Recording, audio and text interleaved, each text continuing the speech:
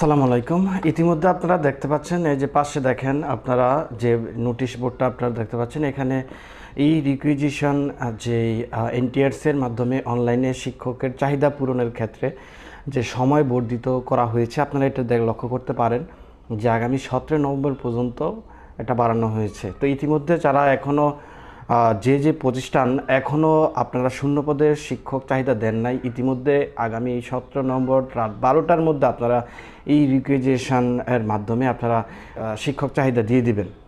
তো আশা করি প্রত্যেককেই শিক্ষকের চাহিদা দিবেন। এমন অনেক এটা নিয়ে আমি আরেকটা ভিডিও করছি, সেটা 7:30 আজকে প্রকাশ করা হবে।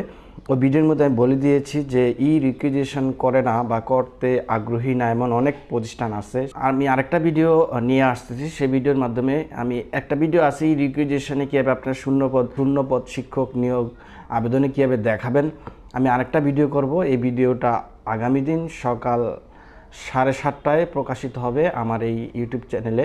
অবশ্যই আপনারা চ্যানেলটাকে সাবস্ক্রাইব করে রাখবেন। আর যারা এই বিষয়টা করেন নাই বা করতেছেন না, বা তারাও বুঝতে পারবেন আসলে রিকুইজিশন অর্থাৎ ব্যাকএন্ড পোস্ট কীভাবে শূন্য পদে আবেদন করা হয়।